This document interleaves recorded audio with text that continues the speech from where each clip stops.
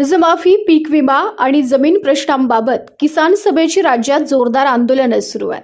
दिनांक 21 जुलै 2026 रोजी किसान सभेनं मुंबईमध्ये आझाद मैदान इथं भव्य मोर्चा काढला होता. दिनांक 10 ऑगस्ट 2026 रोजी राज्यातील सर्व जिल्ह्यांमध्ये जेलभरो करण्यात आला. तसंच मंत्र्याच्या घरासमोर महामुक्काम आंदोलनाचा इशारा दिला होता. राज्य सरकारच्या 3 मंत्र्यांनी या पार्श्वभूमीवर दिनांक 13 ऑगस्ट रोजी किसान सभेच्या शिष्टमंडळासोबत पुणे जिल्हाधिकारी कार्यालय इथं चर्चा केली.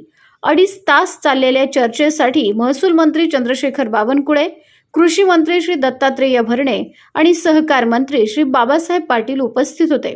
नियमित कर्जदारांना 2 लाखांचं प्रोत्साहन अनुदान द्या आणि सर्व वंचित शेतकऱ्यांना कर्जमाफी द्या अशी प्रमुख मागणी यावेळी किसान सभेनं केली.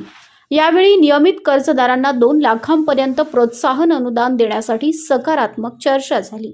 असं करण्यासाठी एक ठोस प्रस्ताव 30 ऑगस्ट 2026 पूर्वी राज्य सरकारच्या कर्जमाफी उपसमितीसमोर तसंच मुख्यमंत्र्यांसमोर मांडून निर्णय केला जाईल असं जाहीर करण्यात आलं.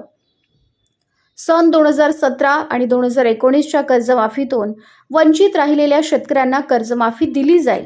2019च्या कर्जमाफीत एक वेळ समझोता योजना नसल्यानं त्यांनाही लाभ देण्यात येईल. तसंच 2017 आणि 2019 मधील प्रोत्साहन अनुदानाच्या काही याद्या प्रलंबित असतील तर त्यांनाही लाभ देण्यात येईल. फार्मर आयडी सत्यापन प्रक्रियेतील अडचणी दूर करण्यात येतील. 14 ऑक्टोबर 2024च्या मंत्रिमंडळ निर्णयाची अंमलबजावणी करून उपसा सिंचन योजनांचं थकीत कर्ज माफ करण्याची प्रक्रिया तातडीने केली जाईल. सिबिल प्रक्रियेमुळे पीक कर्ज घेण्यास कोणतीही अडचण येणार नाही याची काळजी घेतली जाईल. देवस्थान जमिनी कायदा करताना या जमिनी कसणाऱ्या शेतकऱ्यांचे आणि ज्यांना जबरदस्तीनं किंवा फसवून अशा जमिनींवरून बेदखल केलं गेलंय अशा शेतकऱ्यांच्या हिताला बाधा येऊ दिली जाणार नाही. देवस्थान जमिनीवरून शेतकऱ्यांना हुसकावून लावण्याचे प्रकार रोखले जातील. पीक विमा ट्रिगर पुन्हा लावण्याबाबत कृषी आयुक्त तातडीने प्रस्ताव तयार करून तो मंत्रिमंडळाला सादर करतील. शेतकऱ्यांना मुख्यमंत्र्यांनी जाहीर केलेली 2025 अतिवृष्टी पीक विमा भरपाई प्रत्येकी 70,500 रुपये देण्याबाबत कृषी आयुक्त आणि कृषी सचिव प्रस्ताव तयार करतील व तो मंत्रिमंडळाला सादर केला जाईल.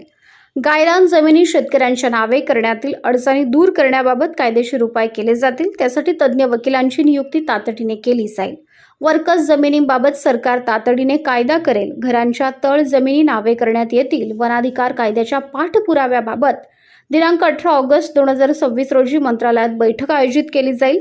शेतकऱ्यांना पुरेशी खतं वेळेत मिळावी यासाठी कार्यवाही करण्यात येईल. खतांबरोबर इतर गोष्टींचं लिंकेज करून शेतकऱ्यांना त्रास देणाऱ्यांवरती कडक कारवाई केली जाईल. शेतकरी कंपन्या संचालक असलेल्या शेतकऱ्यांना रेशन इत्यादी योजनांपासून वंचित ठेवलं जात आहे. असं होऊ नये यासाठी उपाय केले जातील असे सर्व निर्णय यावेळी घेण्यात आले. वरील निर्णयांची काटेकोर अंमलबजावणी व्हावी अशी मागणी किसान सभेनं केली असून असं न झाल्यास लढाईच्या मार्गाने जावं लागेल असा इशारा किसान सभेनं दिलाय.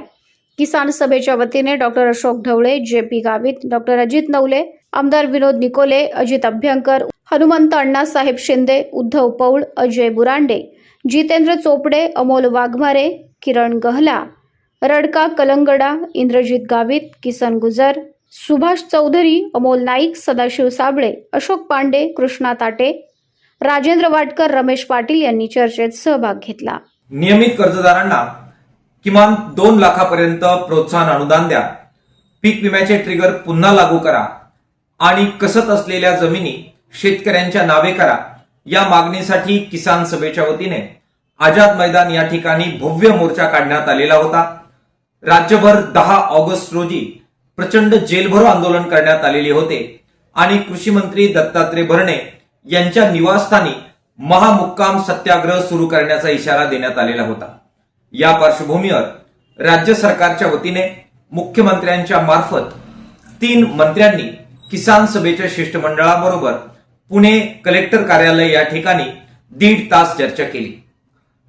चर्चेमध्ये महसूल मंत्री चंद्रकांतजी बावनकुळे, कृषी मंत्री दत्तात्रेयजी भरणे आणि सहकार मंत्री बाबासाहेबजी पाटील यांनी किसान सभेच्या शिष्टमंडळाबरोबर सविस्तर चर्चा केली.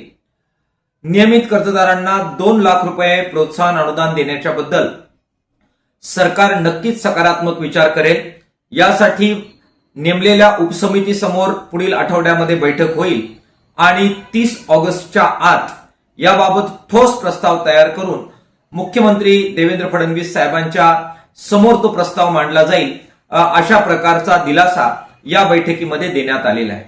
वेगवेगळ्या कारणांमुळे जे शेतकरी कर्जमाफीच्या योजनेपासून 2017-2019 मध्ये वंचित राहिलेले आहेत, यांना संपूर्णपणे दिलासा देण्याचा निर्देश या बैठकीमध्ये देण्यात आलेला आहे.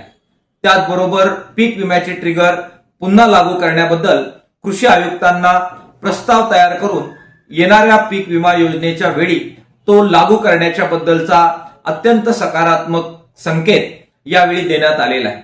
सरकारने चर्चा केली, याबद्दल आम्ही नक्कीच स्वागत करतो. मात्र मान्य केलेल्या मागण्या त्याची अंमलबजावणी सरकारने केली पाहिजे. 30 तारखेच्या आत नियमित कर्जदारांना दिलासा दिला पाहिजे. तो त्यांनी दिला तर आम्ही नक्कीच या सर्व गोष्टींचं स्वागत करू. मात्र तसं झालं नाही तर आंदोलनाचं हत्यार पुन्हा एकदा उगारावं लागेल, अशा प्रकारचा इशारा सुद्धा या पार्श्वभूमीवर किसान सभा देत आहे.